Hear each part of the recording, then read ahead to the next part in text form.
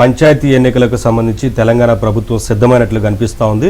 వచ్చే జనవరిలో నోటిఫికేషన్ ఇచ్చి ఫిబ్రవరి 2వ వారంలో ఎన్నికలు జరిగే అవకాశం కనిపిస్తూ ఉంది. అయితే పూర్తిగా రాష్ట్ర వ్యాప్తంగా ఒకే విడతలో ఎన్నికలు జరపాలంటే ఉన్న సవాళ్ల గురించి ఇప్పటికే ఎలక్షన్ కమిషన్ కొంత ప్రిపేర్ అవుతున్నట్లుగా తెలుస్తూ ఉంది. ఈ నేపథ్యంలోనే 3 విడతల్లో ఎన్నికలు జరిగే అవకాశం కనిపిస్తూ ఉంది కదా. చూద్దాం. పంచాయతీ ఎన్నికల నిర్వహణపై తెలంగాణ సర్కార్ దృష్టి పెట్టింది. రానున్న సంక్రాంతికి ఎన్నికల షెడ్యూల్ ను విడుదల చేసేందుకు ముమ్మర కసరత్తు చేస్తోంది.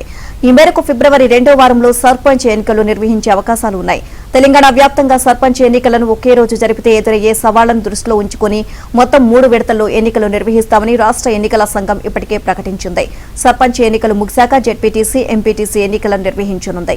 స్థానిక సంస్థల ఎన్నికల్లో భాగంగా అభ్యర్థులకు 2 పిల్లలకు మించి సంతానం నిబంధనను ఎత్తివేస్తామని ప్రభుత్వం ఇప్పటికే ప్రకటించింది. రిజర్వేషన్లలో మార్పులు చేర్పులపైన వేగం పెంచినట్లు సమాచారం.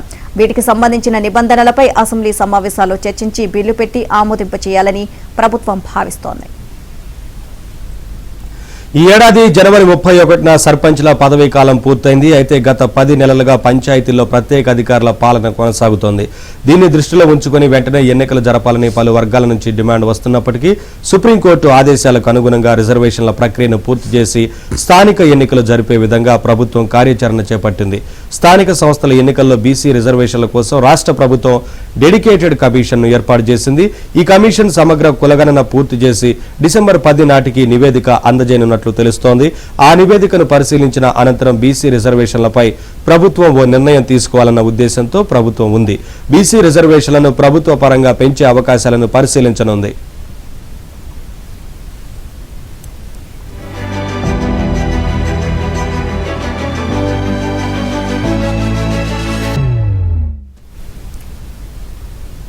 ఒకవేళ సుప్రీంకోర్టు తీర్పు ప్రకారం మొత్తం రిజర్వేషన్లు 50% మించకూడదన్న నిబంధనను పాటించాల్సి ఉన్నందున ప్రత్యామ్నాయ మార్గంపై కూడా ఆలోచిస్తున్నట్లు సమాచారం.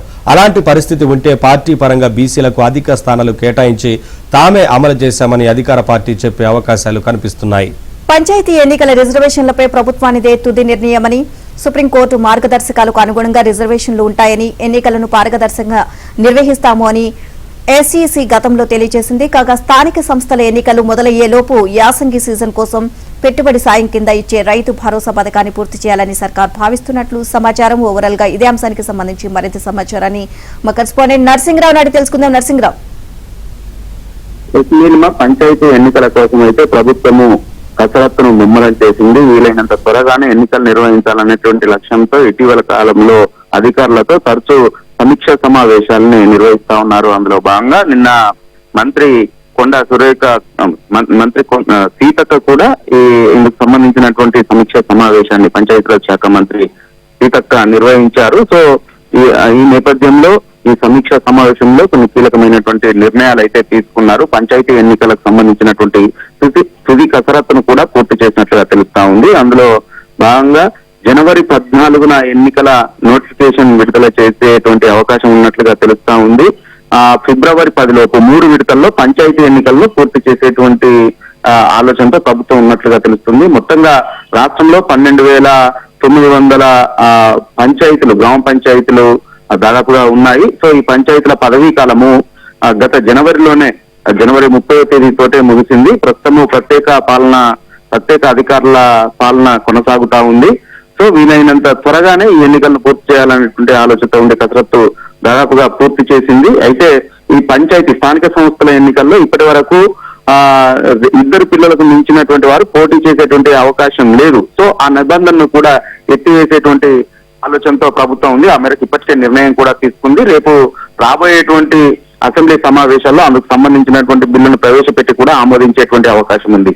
దాంతో పాటుగా ఇప్పటికే కొన్ని మండలాల్లో మండల ప్రజా పరిషత్ ఎంపీపీల ఎంపిక అనేటువంటిది, కొన్ని మండలాల్లో కేవలం 3 ఎంపీటీసీలు మాత్రమే ఉన్నారు. ఈ 3 ఎంపీటీసీలతోటే ఎంపీపీల ఎన్నిక అనేటువంటిది జరుగుతా ఉంది. అందులో ఒకరు ఎంపీపీ అవుతున్నారు, మండల ప్రజా పరిషత్ చైర్మన్ అవుతున్నారు, మరొకరు వైస్ చైర్మన్ అవుతున్నారు, వైస్ ఎంపీపీ అవుతున్నారు, ఇంకొక ఎంపీటీసీ ఖాళీగా ఉంటున్నారు. ఈ 3తోటే పాలక మండలిని ఎన్నుకుంటా ఉన్నారు మండల ప్రజా పరిషత్ కు సంబంధించి.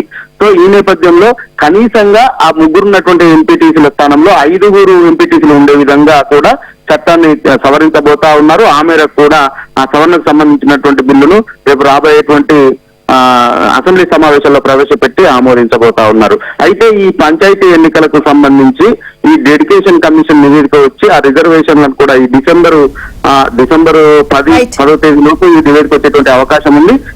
దీని ఆధారంగా రిజర్వేషన్ ఖరారు చేసేటువంటి అవకాశం ఉంది అని చెప్పి ప్రభుత్వ వర్గాలు చెప్తా ఉన్నాయి. Neelima. Right, thank you Narasimharao.